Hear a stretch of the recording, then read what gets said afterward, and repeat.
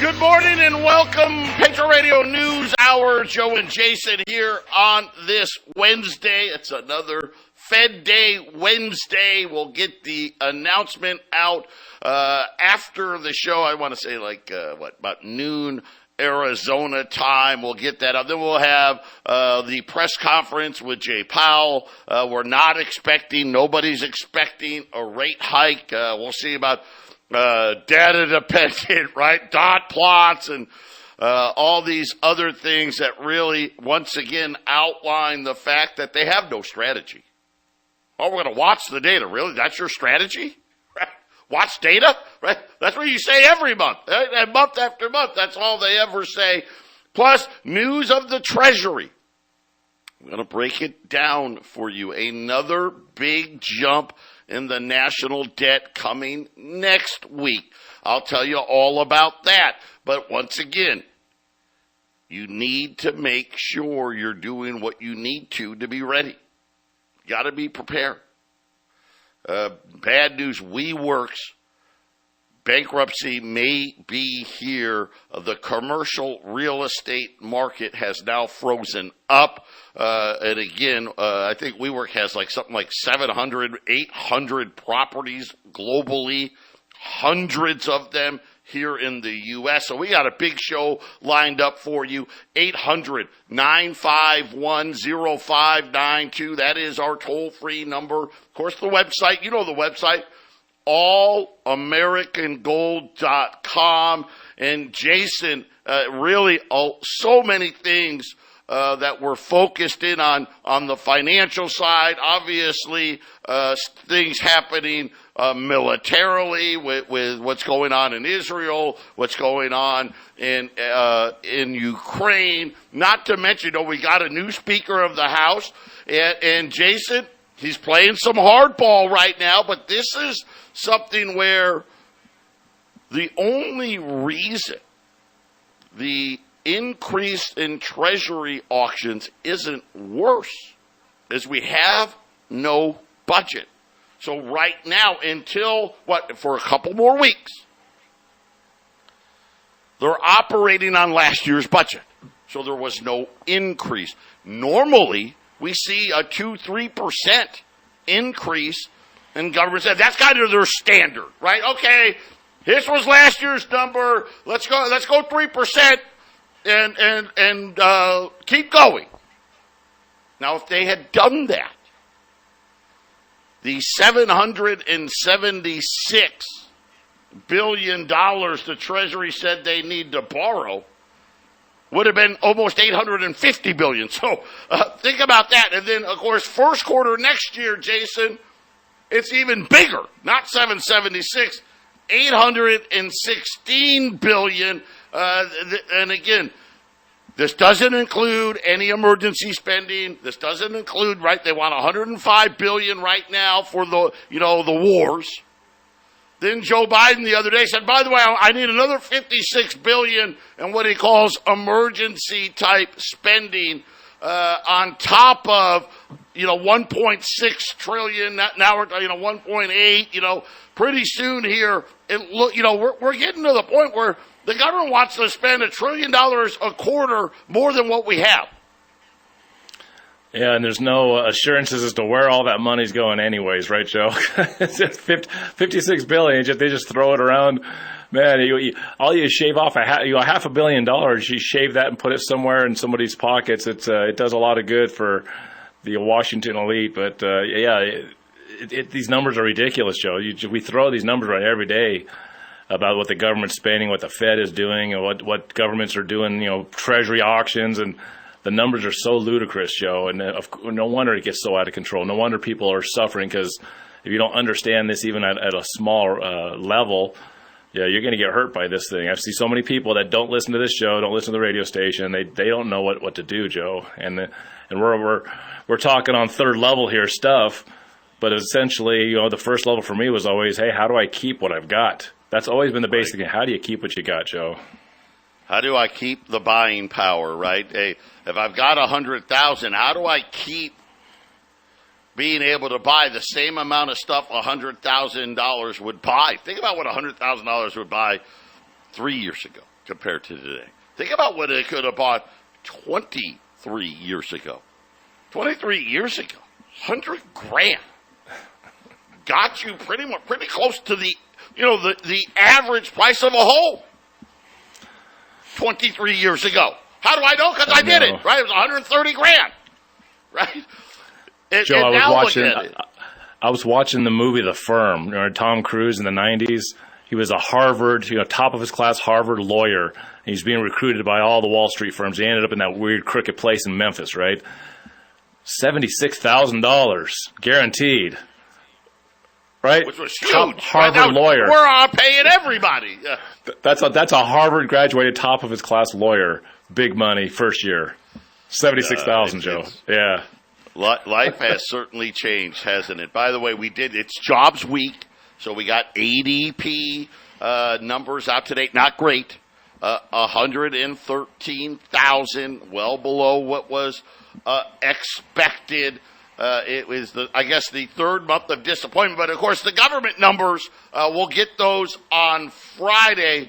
And again, the numbers, just to give you an idea, the difference between ADP, which by the way is private, they are a big payroll company, so they do their calculations based on their business model, and then they extrapolate it. So they're kind of using real data, right? Where the government, they just make it up.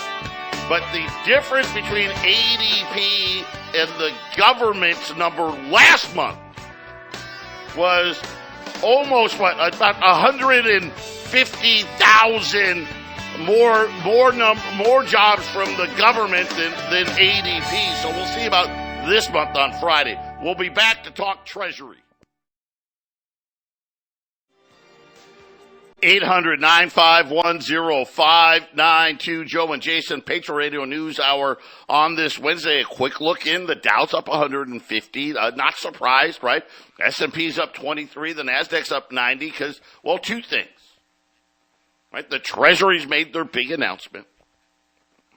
And because there's no budget, it's only $776 billion. Think about that.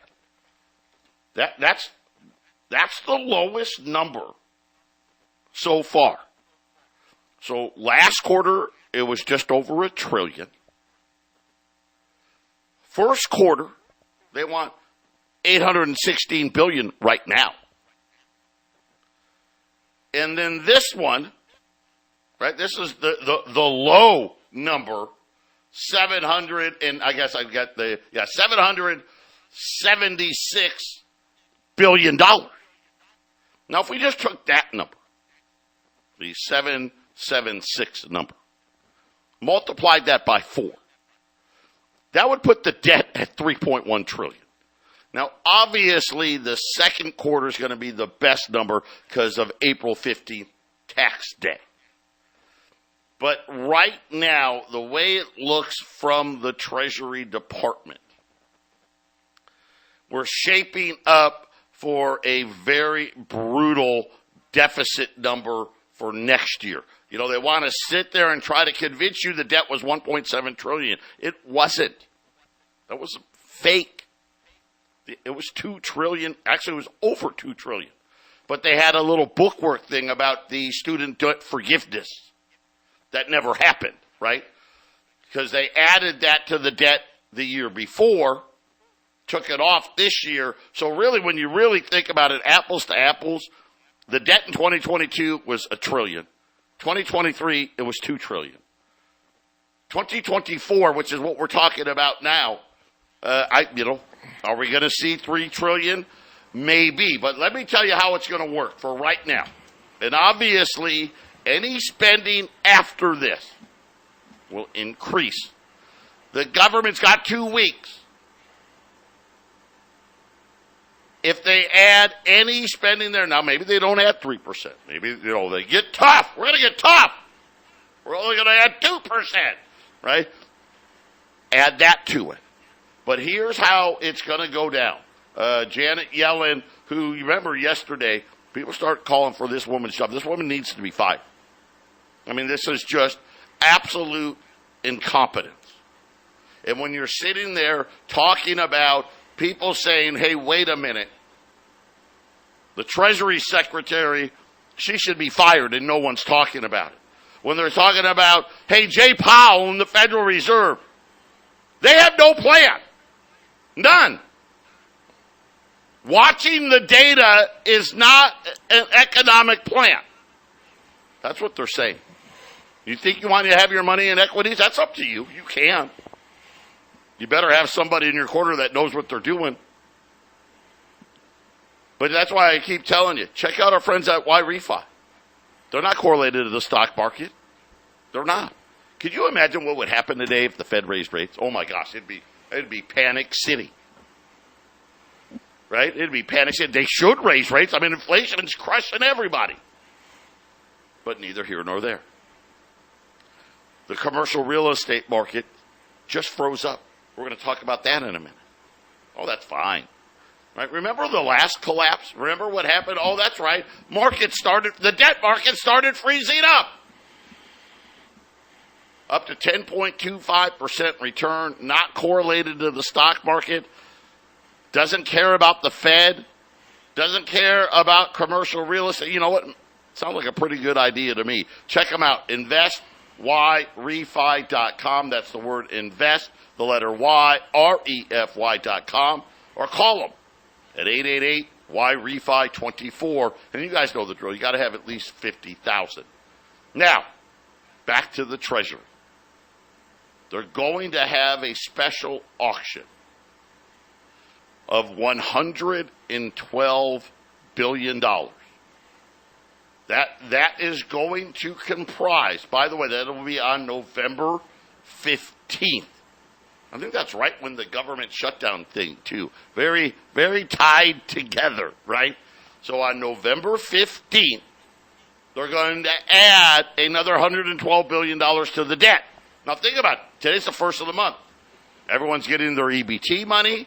Everyone's getting their Social Security money, right? We're $300 billion away from $34 trillion.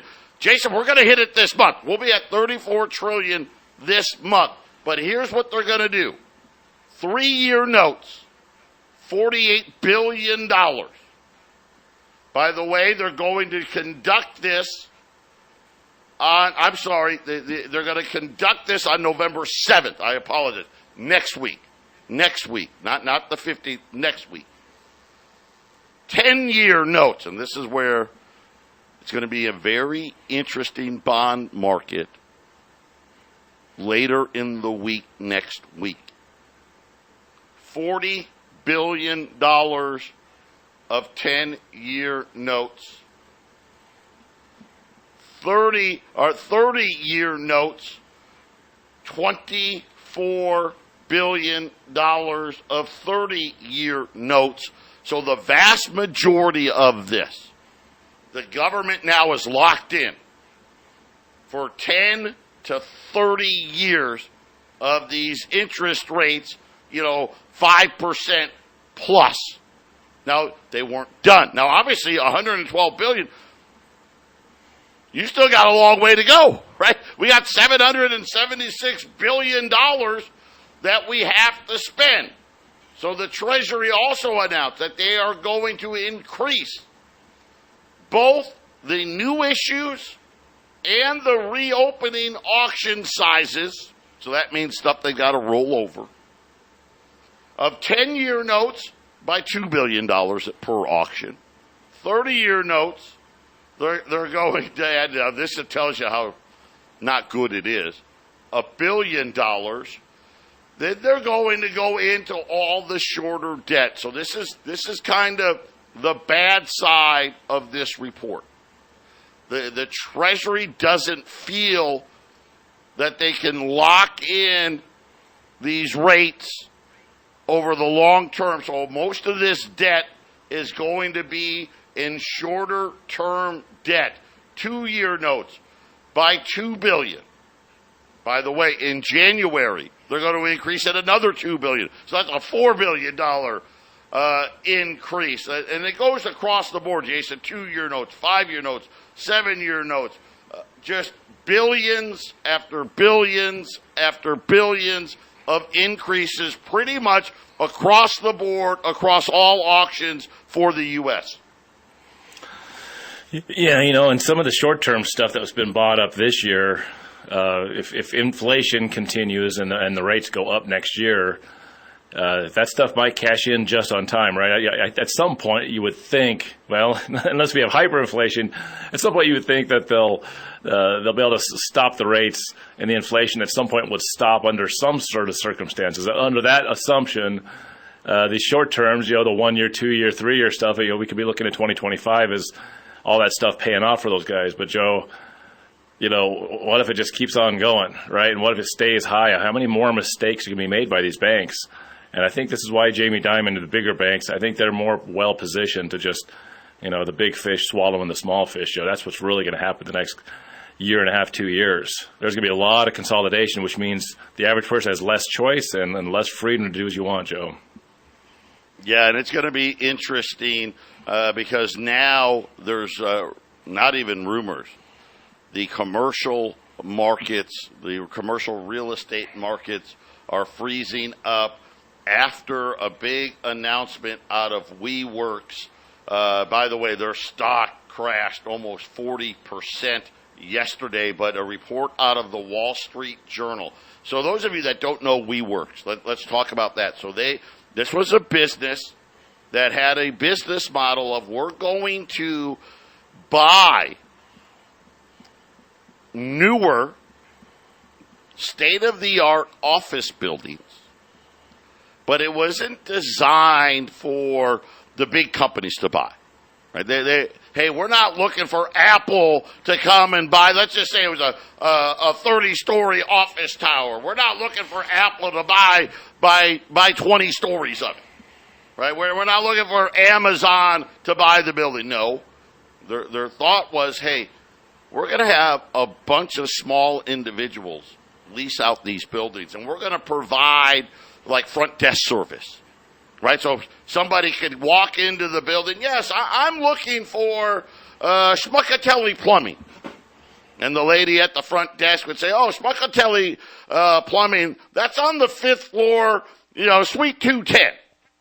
That type of thing. So you could act like, hey, I've got a receptionist. They'll answer your phones and take messages. All that was the business model. Well, according to the Wall Street Journal, it looks like that business model is going to fail, once valued at $47 billion. $47 billion. They say that WeWorks could file for bankruptcy protection as early as next week. So remember, a couple weeks ago we reported, hey, they stopped paying, they missed interest payments. So they're in their 30-day grace period. And apparently the Wall Street Journal says, yeah, they're not going to make the payments. Get ready for a default filing as early as next week. And Jason, they have 777 office buildings in 39 countries, which included 229 locations in the United States. The company has an estimated $10 billion in lease obligations ranging from the second half of this year all the way through to the end of 2027. Oh, by the way, it gets worse. Starting in 2028, those obligations jump to $15 billion. The company has lost over $500 million in the first 6 months of this year and has less than $200 million in cash. This is not going to be a good situation. They're saying the ripple effect would leave 16.8 million square feet of office space at risk, Jason. And yesterday, the commercial real estate market froze up. And this is going to be another one of these things that it's just going to add more pressure. Yeah, I know that the work at home model is gaining a lot of ground over the last few years, but offices are still offices. Business has to run, and unfortunately, because of the economic atmosphere of what's happened the last few years, a lot of these mid-sized and some larger businesses, they all leverage themselves into this lower interest debt, and they're stuck and they're upside down. And like you've said multiple times over the last bunch of months, Joe, they go to refinance and their budget doesn't make sense. They can't finance what they do. A lot of these businesses have just done everything off debt. A lot of them, the one company just mentioned, they have $200 million in cash. They're lucky. Some of these other ones are so leveraged into debt, they don't have any cash on the books, Joe. Those guys are going away quick, aren't they? Well, $200 million on a $10 billion payment. That math don't hunt, right? I mean, I don't care what it is, but here's the problem. We knew about office. Now this is bad, okay? Because this is a lot of buildings. But yesterday, Tripp, who is huge in this space, came out with a huge warning, and the market froze up, saying that the commercial real estate market delinquencies is spreading beyond office. We're going to talk about that when we return. 800-951-0592. Joe and Jason, Patriot Radio News Hour on this Wednesday. $5 Liberties got them red hot still today. 1 through 9, 570. 10 or more, 565. Right now, gold's down a couple of bucks here, waiting on the Fed. 1993. Silver, depending on where it's, I'm going to say silver's up. It's up to flat, just below $23 an ounce right now. By the way, rolls of U.S. Silver Eagles. 605. Silver, think about a few days ago, I think it was Friday, almost touched $24. So Silver Eagles at 605 today. If you buy it by the case, you're going to save some money. 14,750. 800-951-0592. And Jason, just to give you an idea, WeWorks. 5 years ago, not 5 years, I'm sorry, take that back. 2021, it was $520 stock. Last November, it was $100 stock. It's $1 today. By the way, down 50% today after being down 40% yesterday. But $47 billion valuation at one point, going to nothing. But Trepp was out saying, hey, things are starting to get worse in other spots. They're saying a significant surge in industrial commercial mortgage-backed real estate in delinquency rates there. So this isn't office, right? This is industrial. They said in addition to that, they are seeing rising delinquency rates in office towers, which already we're like, man, how much worse can that get? Right? Because office has been terrible. Trepp says it's still getting worse. They said, by the way, it has been increasing all the way back through March, and there's no end there. And then last but not least, the last piece of commercial real estate, multifamily. These are your apartment buildings. And they said that they've seen now this one, I guess we'll call it good news, a slight uptick in multifamily real estate. And Jason, we know PIMCO last week handed back the keys to 20 hotels. It really looks like all of the commercial real estate market now is suffering in some form of duress. Yeah, and I don't think residential is too far behind. I don't think we're going to have an '08 disaster with residential, but we're going to see some of the same thing. This is infecting everything, but commercial is which is what you're focusing on. This has been bad for a while, Joe. This has been, I mean, it's getting worse by the day, and we've been saying all this year. We're getting towards the end of the year finally. It's been a slow moving economic disaster. And it's kind of like a game of poker, Joe. I mean, when some big players decide to move from the table, when a Jamie Dimon, and last I saw, Joe, was 141 million bank shares of a J.P. Morgan Chase stock he sold. It wasn't just 100 million. Now it's 141 million. When big players start stepping away from the table, things like commercial real estate falls faster. Other chips start falling faster. So right now, it seems like everybody knows this is going on. Everybody's talking about it, Joe, so they're all trying to slowly help each other out by just making this mess a slow-moving train.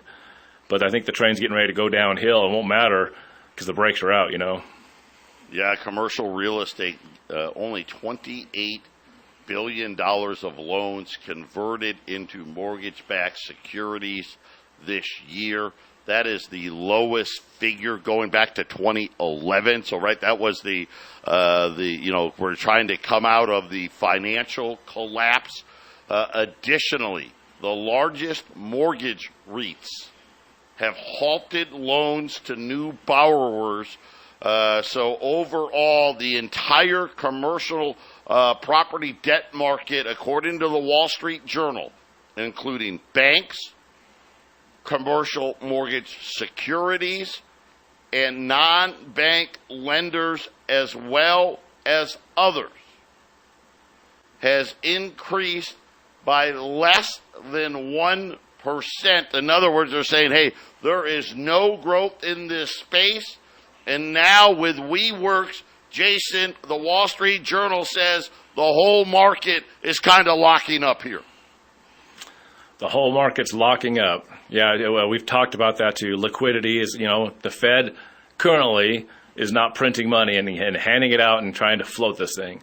So with liquidity being dried up on the Fed level, everybody else has to take the available cash, the available credit that's in the system, and make do, Joe. And this is why we're going to have a freeze up of the markets until the Fed decides to play hero. But playing hero this time means inflation gets much worse, Joe. I mean, we've been saying it since, I think, 2021, in 2022, that the Fed has no good position, so they've been slowly trying to maneuver the shark-infested waters that they've created. And liquidity drying up, if anyone listening to this, liquidity drying up is pretty much bad for everybody walking the face of any industrialized nation. Credit drying up means your bank stops allowing you to use checks or stops letting you do deposits or stops letting you withdraw and all this stuff. Anything about money flowing stops. When the '08 disaster happened, liquidity was drying up and freezing up so fast that they thought the whole world was going to be, going back 75 to 100 years. That's how bad they thought it was going to be. And Joe, I think it's still possible if these guys lose complete control, we could see a disaster that kind of puts us in the path of Japan, where we get 30 years of just stagflation, just going in a bad direction and never getting better. Yeah, and guess what? I know that you guys hate this, but Google, the newest Google trend. What are people searching? I know, right? I'm sure porn is probably still number one, but according to analytics, the big new search, give car back, is the latest trend in search engines.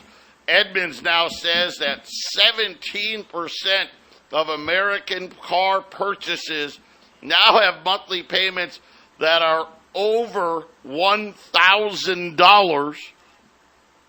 And guess what? It was 7% before. And now Google Analytics says, yeah, when it comes to cars, the number one search, give car back. Uh-oh. Everybody better hang on. Take the Radio News Hour. We'll be back right after 800-951-0592, $5 Liberty Gold. And when we talk about $5 gold, this is something where it's great. It's fractional.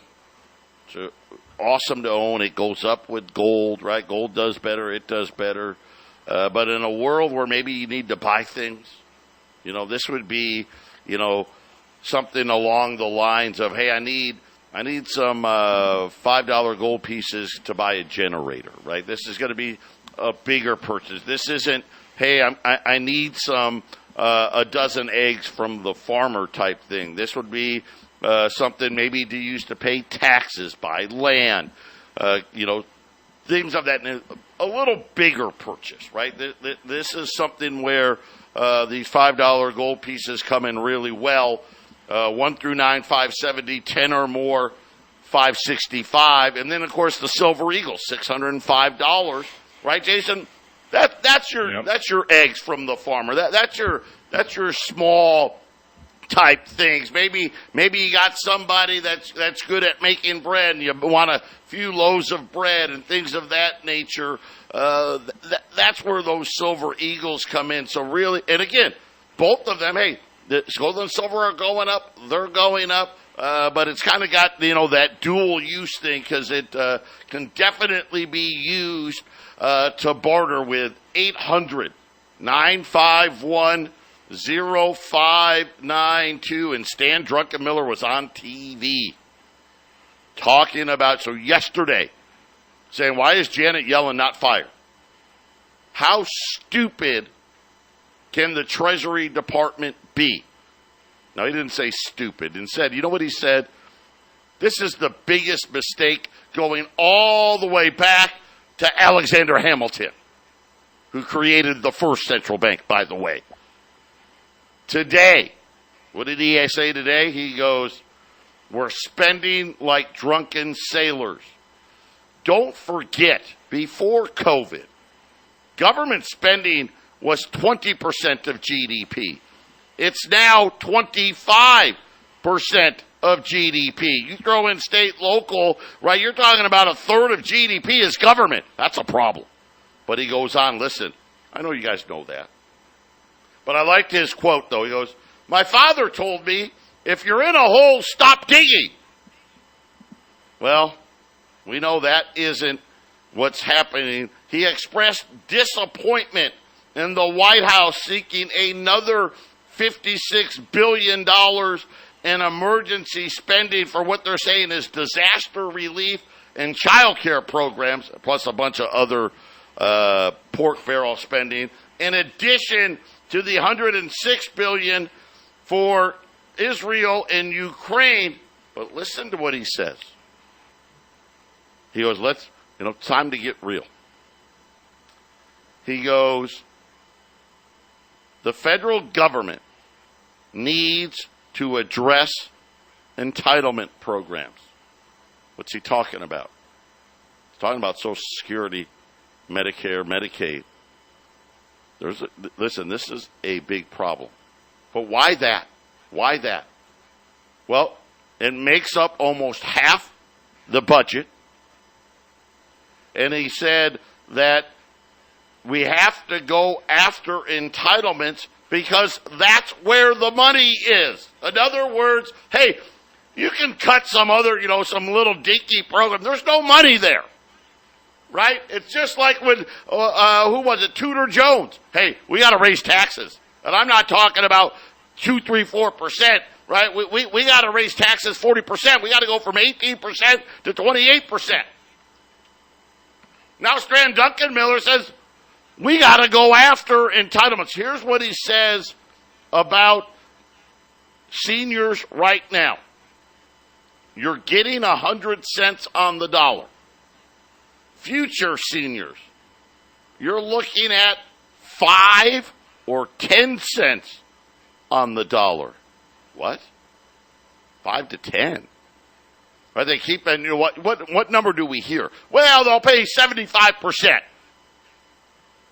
Stan Druckenmiller said, now, maybe 5 to 10 cents. So he goes, it's not unreasonable to go to 85 or 90 cents on the dollar. Jason, he's talking about, hey, existing seniors right now, we need to cut 10 to 15%. I mean, Jason, and again, he's just being honest. Why? Because that's where the money is. Yeah. Well, during World War II, when trying to figure out how to finance that war, the top earning tax rate was it 90%, Joe? 90% taxes if you were like a rich guy. They're going to go for the money wherever they can, depending on, it doesn't matter what side of the aisle you're on, and how you're going to try to so-called save the budget of the country. 90%. I wonder how many Hollywood actors and NFL football stars are going to like to see that one. I still to this day remember Will Smith being questioned. This is like a decade ago.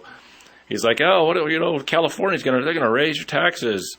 And he's like, oh, that's okay, man. I got to do my part. I know I've been blessed. He's like, and they're proposing 75%. And he's like, what? He's like, what? Suddenly liberals become a lot less liberal when 75% taxes is waved in their face, Joe. But that's where we're headed. Once again, this situation's rolling out of control. What options do government have if they're going to protect themselves? Because that's what the government's going to do, Joe. They're going to protect themselves. Their budget's most important, right behind those that place them in office, right?